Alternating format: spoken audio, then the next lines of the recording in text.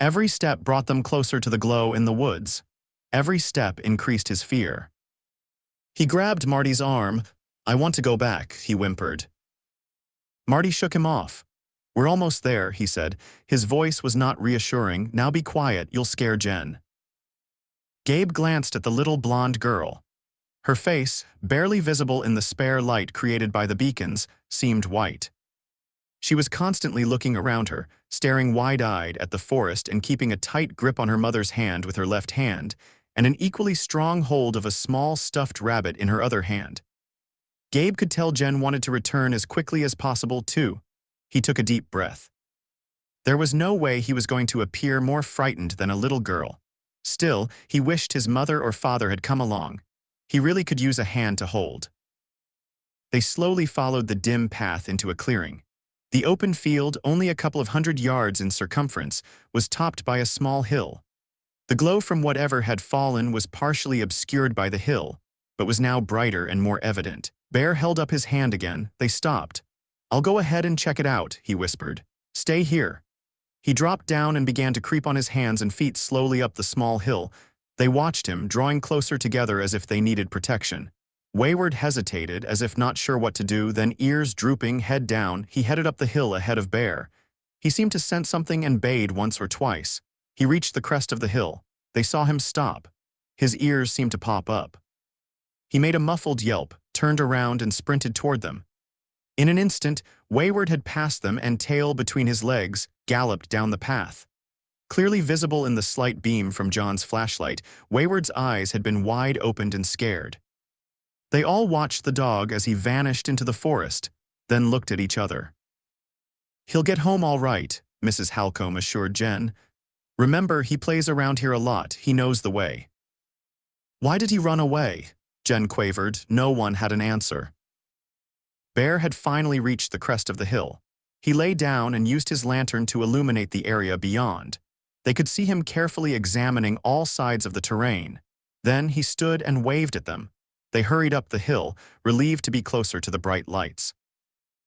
Bear was breathing hard. He pointed to his right. There seemed to be a fog of some kind that had settled on the far slope. It blocked a clear view and made several of them cough. It had a strong odor. Gabe felt his eyes water. He rubbed them.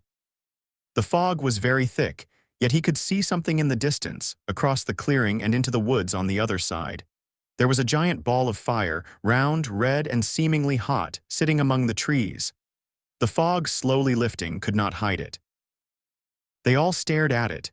The ball was bigger than some of the houses, rising almost the full length of one of the pine trees next to it. Somehow, it seemed that the sun had settled on this vacant piece of land, miles from nowhere. They moved closer together. The ball seemed so fiery that the trees and underbrush should be burning. Nothing was. The ball simply radiated fire without scorching anything around it, nor did it give up that much light. It burned fiercely, yet barely illuminated the trees just a dozen yards away.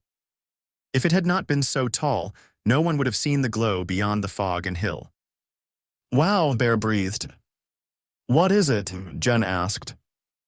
"I don't know," her mother admitted in a stunned, low voice. "You don't know," Jen wailed. Jen made a face and put her finger to her lips to mock him. "Shush," Bear said. "Shush," Mrs. Halcombe repeated. Jen dropped her mother's hand, crossed her arms, and turned her back in little girl anger. Bear kept his lantern focused on the burning ball. John slowly aimed his flashlight beam to the far left and moved it carefully in a semicircle toward the ball. Then he started it along the right side. Suddenly his hand stopped. Two small lights shone back as though an animal's eyes had been reflected in the beam.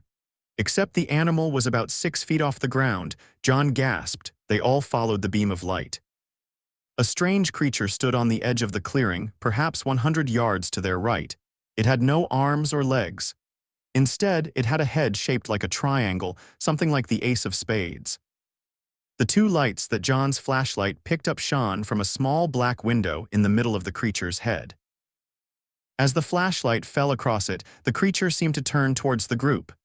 It did not walk, but appeared to glide slowly and dangerously. "Errors," Bear moaned and collapsed. His lantern fell from his open hands and tumbled across the grass. Bear just lay on the side of the hill. Mrs. Halcombe screamed and reached for Bear. Her lantern abruptly pointed skyward. Rennie tried to grab Bear's light. Marty stiffened, frozen in place. He continued to stare in the direction of the creature, now lost in the night's blackness. Gabe felt an urge to run, to get away, to be anywhere else, away from this ball, this strange being, this hill, this place, this city, this state. He wanted to be back in familiar Long Island with many people, traffic, stores, and familiar streets. He turned. Where was the path? He could just make it out in the lights from Bear's misdirected lantern. He couldn't help himself. He had to run. His legs responded this time. He sprinted down the hill toward the path and the safety of the trees. Behind him, Rennie was tugging at Bear's long legs. Mrs. Halcombe was pulling too. They were trying to drag him away. John had recovered and was still shining his light on the creature.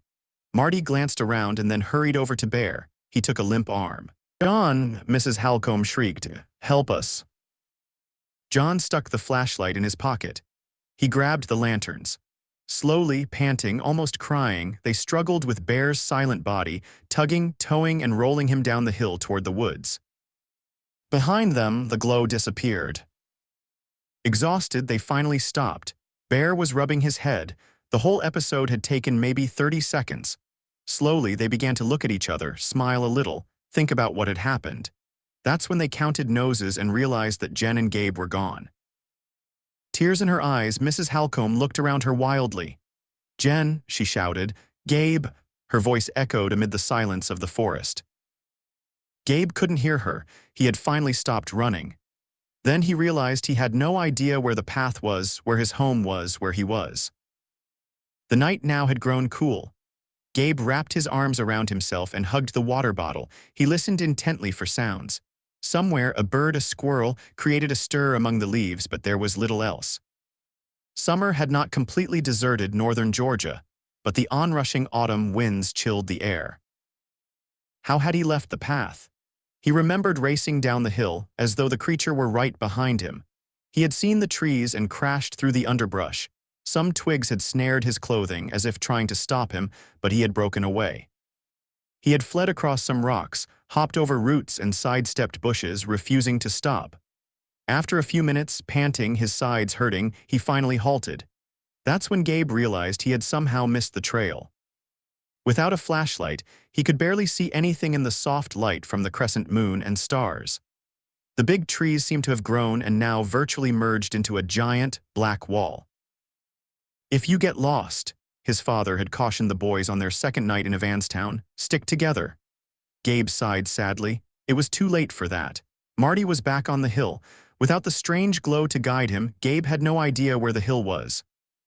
He couldn't see well enough to retrace his steps. "Then stay in one place," his father had continued. "You may be lost, but if you keep moving, a search party will not be able to find you." Gabe looked around for anything that appeared safe. All he could see were trees and bushes. There was a small clearing to his right. He simply sat down against the closest tree there and leaned back against it. It was cold, almost clammy, unlike the ground, which was just cold. Still, it felt better to have something to lean against.